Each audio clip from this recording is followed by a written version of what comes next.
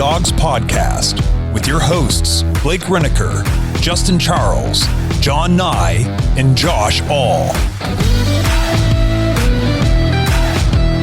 What's up, Browns fans? Welcome back to another episode of the Dawgs Podcast. If you want to get your intros on or your voicemails on the show, head to thedawgspodcast.com, tap leave voicemail in the drop-down menu. We love hearing from you guys. We want your guys' thoughts on the games, thoughts on the offense, defense, all that good stuff. We also love getting your guys' intros, so make sure you guys leave us some voicemails and some intros.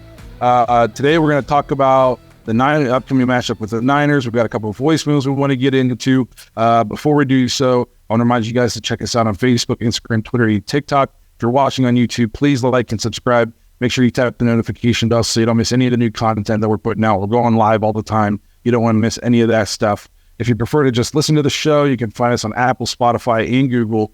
Lastly, if you're looking for more Dawgs content, head to jointhedawgs.com, become an official Dawgback member on the Patreon page. You get access to the private Discord. You get an extra episode every week. You get to play fantasy football with us throughout the season.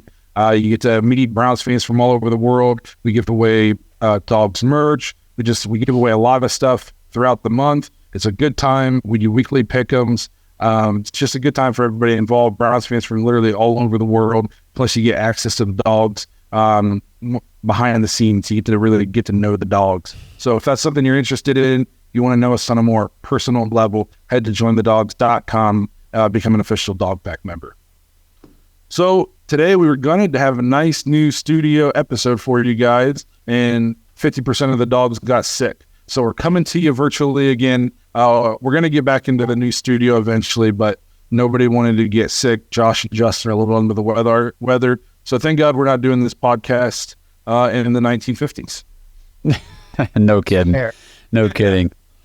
And so we do have, I think we're just going to start with some voicemails. We love getting you guys' voicemails. So we're going to start the episode, play your guys' voicemails, give us your thoughts, then we'll jump in and we'll do some Niners preview.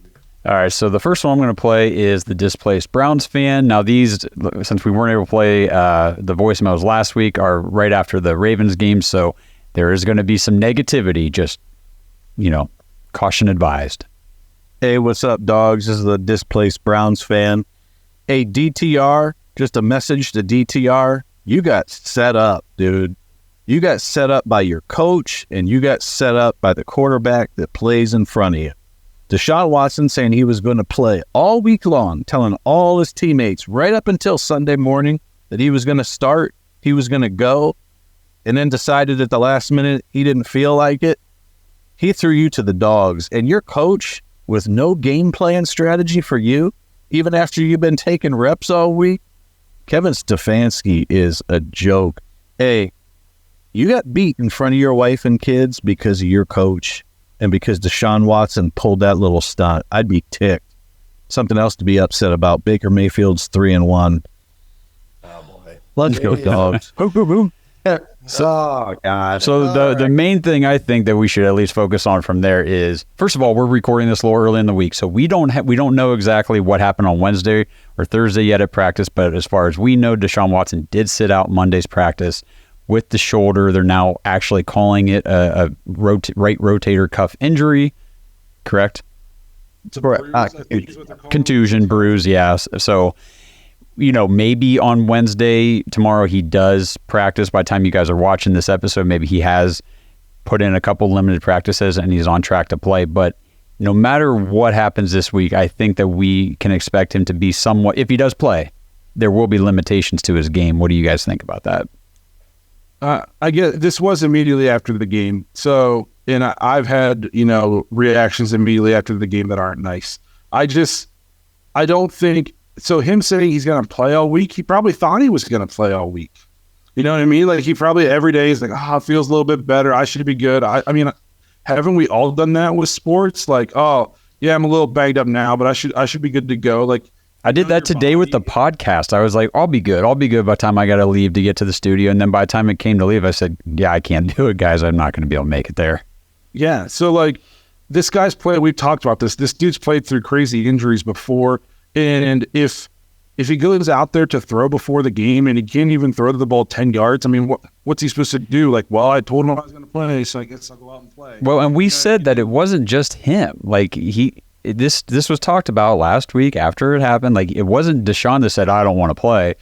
It was Barry and Stefanski and whoever else was down there evaluating with the trainers, and Watson said, this guy cannot drive the ball down the field. He knew it. They knew it. I don't think this was any one side saying, well, don't play. I think they all collectively came to that conclusion. No, I agree. And then I've been on the record about this in terms of the game plan for DTR. Your backup quarterback is supposed to be able to execute a game plan. And if he can't execute a game plan, then he shouldn't be the number 2 quarterback, which I think we're seeing now going into this week. Like, there's talks, if Deshaun doesn't play, PJ Walker's going to play. I don't know how much validity there is to this, but we all got caught up in DTR playing well in the preseason, and you're just seeing, like, he clearly wasn't ready. I don't care what the game plan was. You know what I mean? Like, there was no game plan that was going to make him look better, because there were guys open. I watched Jake Burns' breakdown of that game. There were plays to be made, and he wasn't taking them. I'm not saying the game plan was perfect and the offense was perfect and he was the only weak link, but he wasn't set up to fail if he was ready for the moment and he was a quality backup quarterback. He would have been fine, or at least looked like he belonged. You know what I mean? It wouldn't have looked so overwhelmed. I'm not out on DTR. I'm not saying he's terrible and he should never step on a football field again. I'm saying he's clearly not ready right now. Correct. You know? Yep. So, in terms of the game plan, what game plan? What were they supposed to do that was going to make DTR look great? Because there were checkdowns, there were throws, there was stuff there. He just didn't take it. So, again, I have the ability to look at this. You know, I'm now like 10 days removed from the game. You left the voicemail right after the game, so you know I'm not going to give you a flack for that.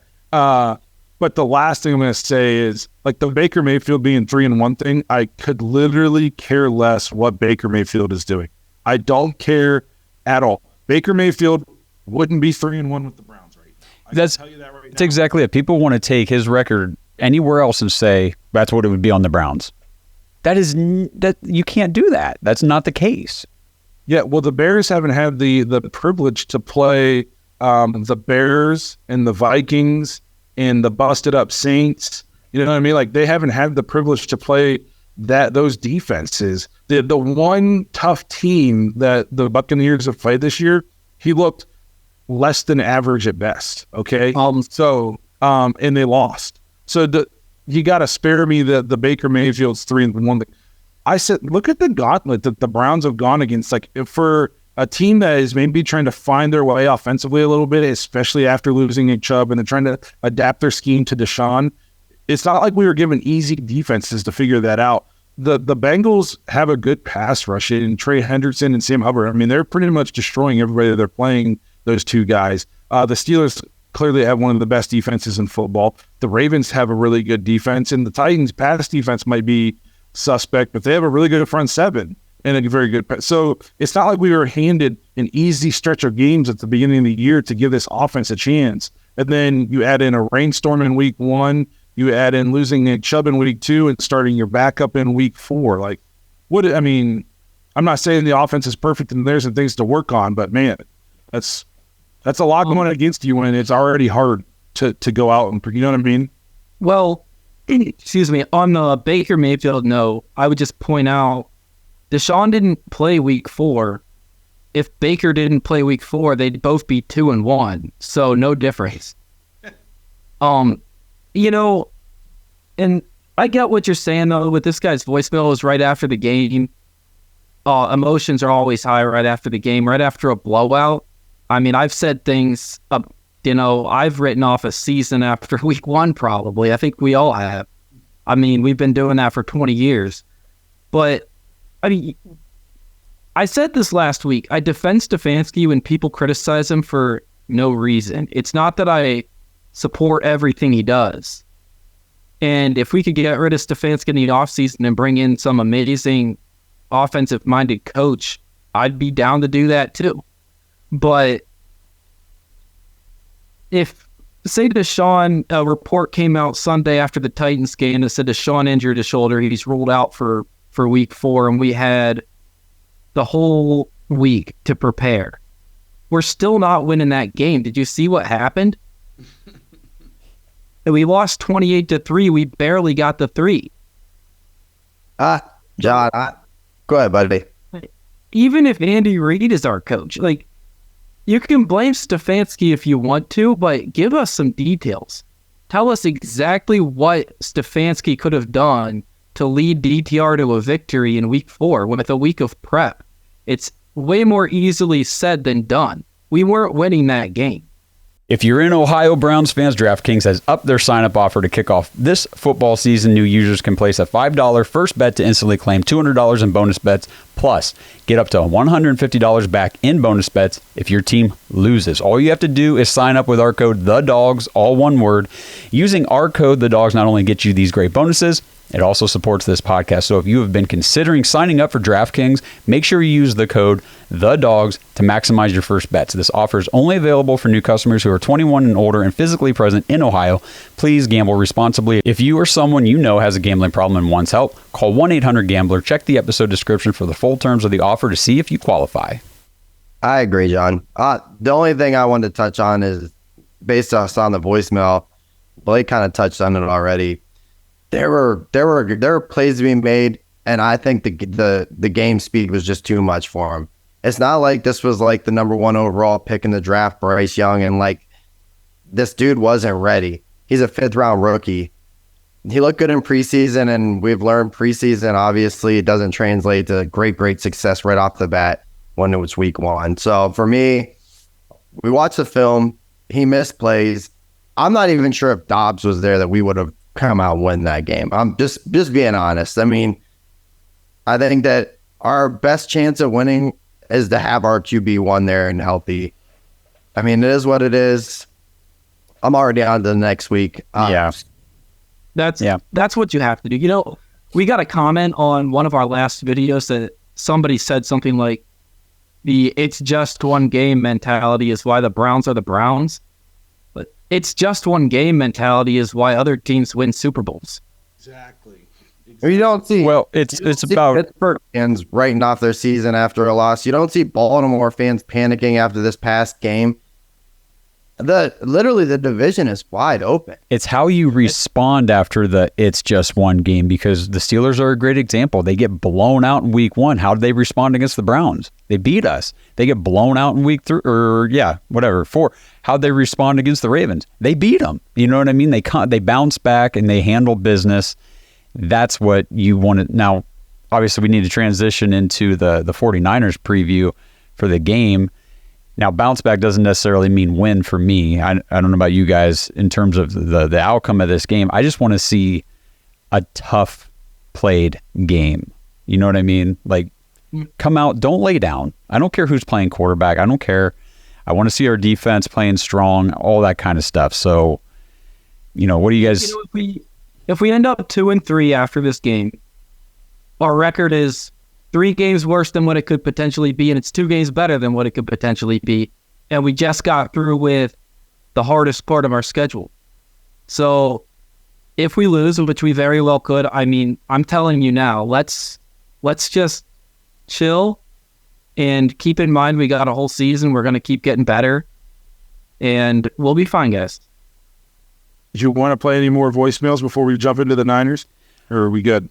Maybe I'll play the one from Kenny Mack and just talk about, maybe as we talk about the Niners, we can talk about some moves maybe the Browns could make here. Okay. Yo, guys, we are moving into the bye week, and there's a couple points. Wondering what we're doing as a team. Number 1, Elijah Moore. What are we doing with this guy? I just don't like how these plays are working out. I guess they're like short run passes, or you call it run passes. I just don't know where we're going with this guy based on the first 4 games. Love our defense, looking good. Love everything about it. I don't think we need anything there. Special teams is okay, except like maybe Elijah Moore could return some kicks as well. Next up, it's about the receivers and our supposed interest in some receivers. Devontae Adams is supposedly coming here. There's more interest in Jerry Jeudy. I'm sure Hunter Renfrew will be here at some point. And it goes on and on. Listen, if Watson can't stay on his feet, he's always on his back. It doesn't matter who we get. Our offensive line hasn't been that great, and if anything can make it gel, just get a new offensive tackle. But give me your thoughts, guys. I am out. No, I agree with Kenny. I really wanted to ask Jake on the episode Josh and I did with him earlier this week about the Elijah Moore usage and how he used him.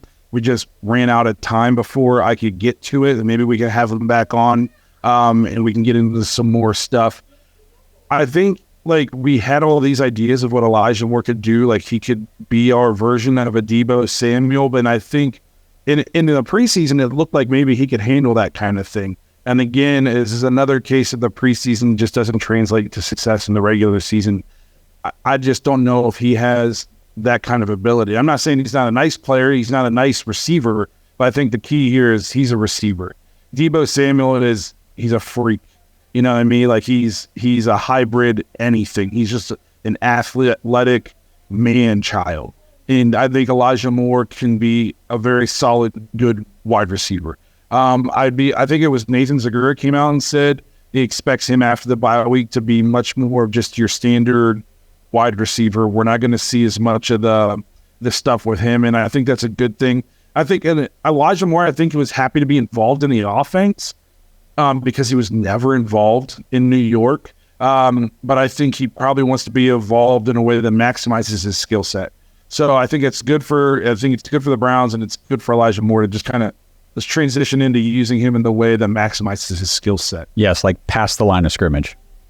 Yeah. Well, even our running backs are having problems getting good yards per carry. So what do we expect that Elijah Moore is going to get when everybody sees he's in the backfield? If you're a defensive coordinator, you already know what that play is going to be.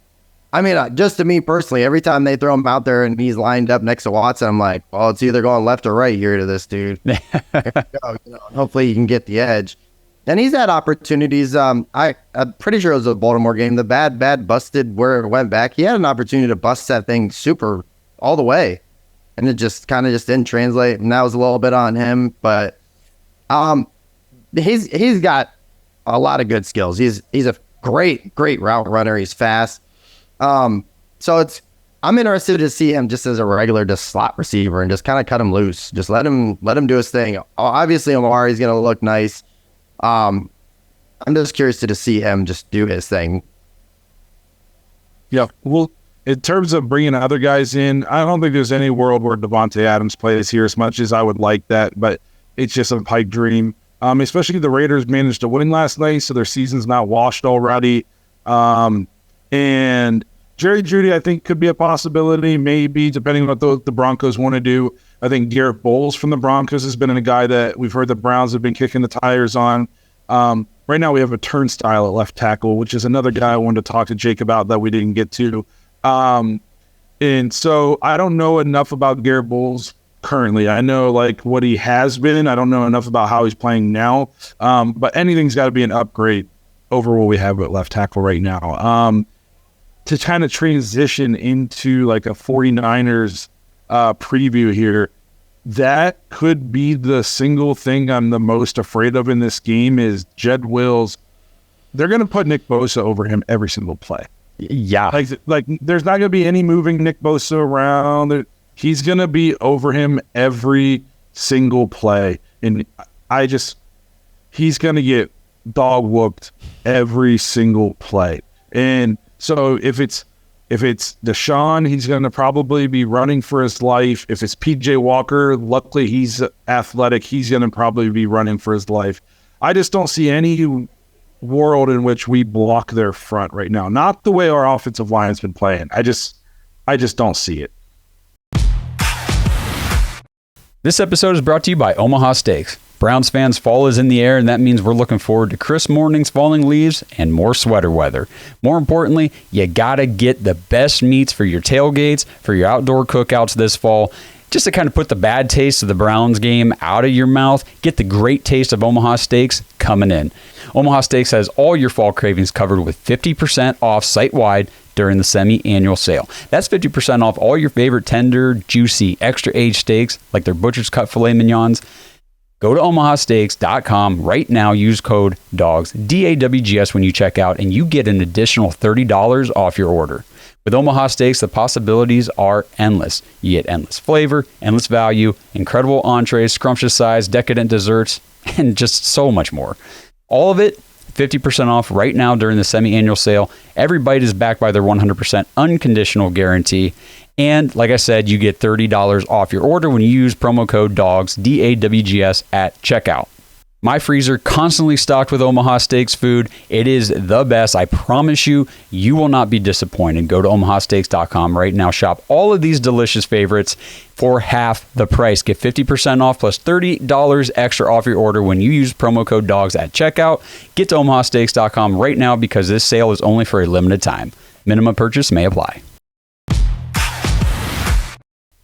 No, I mean, I agree. I'd like to hope that heading into Sunday that we're, as long as Njoku or whoever they got out there at tight end, maybe we can just put him on that side and just force a double team on him. Nick Bosa is a dude that he's almost like a Myles Garrett. You can put a double team on him and he's still probably going to blow the play up like a TJ Watt. It doesn't matter what you do. He's a game wrecker. He just disrupts everything that you try to do offensively.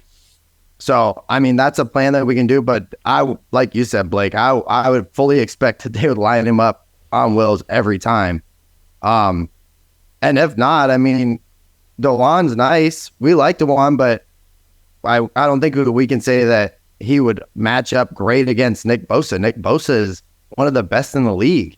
I mean, it's just a bad mismatch right now for the Browns. So I think we have to just try to utilize, maybe throw a double team, just shift, do something. But you can't just let him have a one-on-one every time, especially if it's with Wills. This is one of those games where I've said this. I don't want to chalk it up to a loss, but that's kind of like where my head is at. And it's I say that is it's less of an indictment on the Browns and more of an endorsement on the 49ers. I think they're honestly that much better than not just the Browns right now. I think they're that much better than everybody. And it's not just because they spanked Dallas, okay? Because we all know Dallas can shrink in big games. But Dallas is a better team than what they got made look like on Monday night, okay? And they have a pretty good defense. Michael Parsons is no joke, okay? And I just think the play of, they're just a well-oiled machine. We talked about this. If the Browns have a healthy Deshaun for the next 12 games, and we go on a run, and we make the Super Bowl, and we've adapted this offense to Deshaun, and we're playing at a really high level, then yes, I like my chances to go in and come in to play with them. But right now, we are kind of trying to find our way.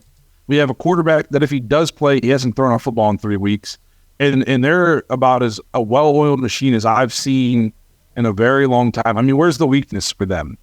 And people, I guess a big thing too is people are like, Kyle, look at how good Kyle Shanahan. He's got the last pick in the draft, and he's making them look so good. I got news for you people. Brock Purdy is just good at football. Yeah. Okay.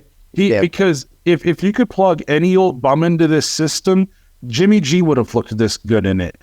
Nick Mullins would have looked this good in it. CJ Beathard would have looked this good in it. Trey Lance would have. No, Brock Purdy is elevating Kyle Shanahan's system and allowing him to finally call it the way he has always wanted to call it.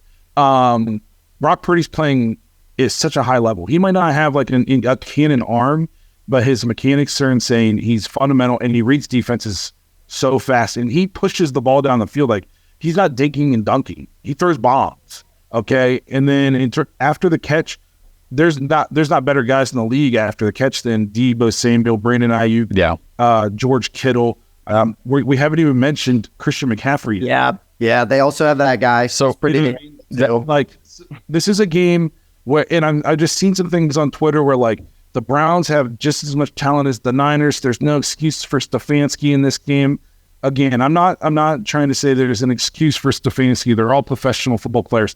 But you're living in a crazy world if you think the Browns have just as much talent as they do on both sides of the ball right now. Our number one receiver, I could potentially make the argument, would be their number 3. Right.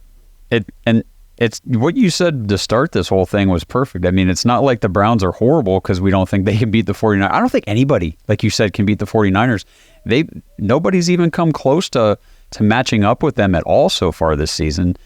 And I think Arizona's giving them the best run. Arizona gave him the best run for a little bit. Yeah. I mean, the way that Purdy came out and just, decimated Dallas's, great defense, that's where I want to see. I want to see if our defense can limit their offense. That's what I want to see, that our defense is elite like we believe it is. I want to see them. I mean, yes, the 49ers are going to get theirs. They will. But how much of it? You know what I mean? Are we able to hold Purdy around that 200 yards, or, maybe he only throws a touchdown? Maybe we keep them under 20 points. Like, what can our defense do against them? Can our offense give our defense enough time on the sidelines to be effective? Those are the kinds of things I'm looking for. I do have a question for you guys, and I don't know if it's just me as a Browns fan kind of buying into some type of optimism or hope heading into the weekend. 49ers have been kind of chirping all week still at Dallas. George Kittle's been chirping. Debo's been chirping. That Parsons. Do you think there's any chance that these guys are just kind of going into a hangover, just coming off set? Because that was a big win for them. You know what I mean? That was a rivalry. There's bad prime time. You know what I mean? So it was literally, that was kind of a preview. Other than the Eagles, hey, this is an NFC best of the best right now. Do you guys think there's any chance that they kind of come in still riding high off that win and just kind of? I've literally had 49ers fans, I've told you guys last week, say that this is basically just a bye week. They could care less what the Browns do. Yeah, I would doubt that I think the coach kind of has that under control. I would think. I mean, they're that good for a reason, so, and they know the Browns defense is good. I don't think the 49ers are going to judge the Browns defense off of the 28 points we allowed, for the Ravens. They know they're going up against a good defense. They know they're going to have to play well.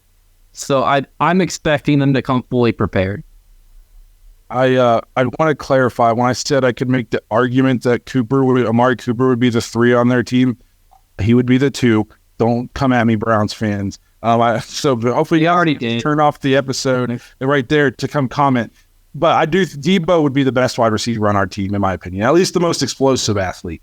Like, Amari Cooper is a great route runner and stuff like that, but when I think in terms of like yards after the catch, Debo Samuel's just different. And Ayuk is these guys are so tough they're going to test your tackling. Like, Christian McCaffrey doesn't go down in one hit. Debo, I mean, sometimes it takes 5 guys to take Debo down. Like, these dudes, and we have George Kittle, top 3 tight end in all of football. So they're gonna push stress on the defense. Like you said, Josh, I just want to see us make it tough. Even if we come out and it's like clear, like at least offensively right now, depending on who's at quarterback, we're clearly overmatched. And maybe we feel like at any point that like we never felt like a real threat in the game, but we at least make it ugly and we make it tough on them, and they beat us 17-3 or something like that. Then I can go, well, the defense is still really good. Offense has got some work to do, but let's get Deshaun's shoulder all the way healthy. We got a stretch of games coming up where I think we can put some things together, and we'll see them again at the end of the year when we're also an oiled machine. I'm not trying to be like too down on the Browns. Like, I'm just trying to like below the Niners, but I just think, I mean, they're Super Bowl favorites right now for a reason, and I just don't think the Browns are there yet. I think we can be, especially if we get Deshaun healthy, but I just think we're in 2 different places right now as teams. And we wouldn't all be tuning into the game if we didn't think we could win. Right. Yeah, I'm going up there. If I thought they were going to get blown out, I'd save the day. I'd save the gas. I'd sell the tickets. Yeah. Watch the Browns beat the Saints and the Patriots. Yes. After they won Super Bowls. Yes. So. And we were dog crap then. Yes. Strangers that. Yep. Our best player was our kicker. If Deshaun plays and he can actually play, like he can actually throw, I think we can at least come out and play a solid game. If we have to rule out there with PJ Walker or DTR, I just think we're not going to do much. I mean, their defense is, I'm no like huge Dak Prescott fan, but Dallas's offense can at least usually like move the ball a little bit. They made Dak look like DTR. So what are they going to make DTR look like? You know what I mean? So it's just, a lot of it depends on Deshaun Watson. And to be honest, if he's not 100% like confident and ready to go and can actually play up to a high level, don't even play him, because 2-3 with a loss to the Niners doesn't really mean anything to us in the long run in terms of winning the division or doing what we want to do. There's still plenty of time left in this season to get Deshaun healthy and go on a run and do what we want to do. So Right. 2-3 with Deshaun healthy for the rest of the season is different than 2-3 with Deshaun on season-ending IR. Well, here's the deal. If Deshaun goes on season-ending IR, the season's over. That's what I'm saying. You know what I mean? Yeah. So there's no point in risking that. You're not doing what you want to do as a team with PJ Walker or DTR and no Nick Chubb. Look at the Jets. Yeah. So you'd be punting on the season. So make sure he's 100% ready to go. Something I want to clear up too. Medically cleared does not mean anything. So these people say he just doesn't have love of the game. That is such BS. Medical clear doesn't mean that you can go out there and perform and execute at the level that is required to play quarterback in the NFL. Like, it just means that he is healthy enough that in theory he can go out there. It has nothing to do with pain, has nothing to do with performance. It just means he's not going to get hurt worse. He's not in danger. Okay. So medically cleared, it doesn't mean anything. I mean, it could even mean like he's got full range of motion of that shoulder when they're testing him out inside the building before the game, but then he goes out there to throw and he doesn't have the necessary strength to push the ball down the field, which is what they concluded why they sat him. Yeah. So, it's going to be here. We'll kind of want to do a quick one here. So right now, Christian McCaffrey is at 14 games straight of scoring a touchdown. It's the easiest bet in football right now is to bet an anytime touchdown Christian McCaffrey. 15 games, I think, would either give him the record or tie him the record for most consecutive games with a touchdown. Are you betting that? Does he get the touchdown this week? I should bet it because I always lose. Do it for me, buddy. I saw Put a paycheck on it. I saw an insane stat that in his first game, if you would have bet $100 for him to win, to score a touchdown at any point in the game, and then you just then you took whatever money you won there, and then the next week bet all that on him to score. If you would just keep rolling it over and making that one bet every week, you would have like 80 grand right now. That's how consistently he's scoring touchdowns. So, the Browns are going to have their hands full. I do think the defense can come out and play well. We got to tackle. Key to the game is tackling. Don't turn the ball over. One thing that the worst thing for me is we got Myles Garrett going up against the best left tackle in football, and they get it to have Nick Bosa going up against one of the worst left tackles in football. To me, that's a huge issue. Yeah. So, I agree. Anybody got anything else they want to touch on with the 49ers? I know this could have probably doubled as a Niners podcast because we were hyping them up so much. I guess I'm just trying to... I think we just reiterate, just keep your expectations in check. Know that, this is not a game that you should expect the Browns to go in and dominate anybody or, whatever. We're playing the absolute best team right now in the NFL, by far. I mean, it's not like there's a second close team or, they're one of the top five. This is the best team by far. And like Blake said, by the end of the season, this is where we're hoping to be. Yeah. We are not there right now. So don't expect us to be. This is the measuring stick game. Yes, exactly. I don't want to, if we lose this game, I just don't want to have to deal with the sky is falling for another week because let's just calm down, please. That's the thing. Season left. If we lose, how did we lose? You know what I mean? Did we have a complete, absolute collapse on both sides of the ball and we have more things to worry about? Or did we play tough and we just didn't have enough in the end to overcome? You know what I mean? There is a difference in the outcome. I'll tell you right now, if we have to play a backup in this game, I'm looking at things like, did the defense play tough? The defense didn't fold. Did we eliminate turnovers? How many penalties did we have? Did we keep penalties? If we have to come out and play with a backup quarterback, I'm looking for things like, did we still play a clean game penalty wise? Did we limit turnovers? Did the defense who's healthy come out and make them earn it? That, you know what I mean? That's the kind of stuff I'm going to be watching for. If we have to come out here with Deshaun and he's healthy, my expectations will be more. But right now we don't know if Deshaun's going to play. So if we're rolling out there PJ Walker, DTR, I'm looking for things like that to build on going into the part of the season that with a healthy Deshaun is going to be what decides the Browns season. This game is going to be what decides the Browns season, win or lose. So no, and I think it's just a really good test for the defense. That's probably like the biggest thing that stands out to me about this game is this is probably the best game to kind of judge how legit our defense is, after the Ravens game. Yep. So, well, we got a couple sickos in here. We said we wouldn't go forever. All right, guys. Out. So I'm dying. We're going to wrap this thing up here. I'll let these guys get out of here, take some medicine, and go to bed. We appreciate you guys being here with us. Hopefully you guys enjoyed our episode with Jake Burns. If you haven't got to watch it, please go watch it. He gave us a ton of good insight on the Browns offense and just the Browns as a whole.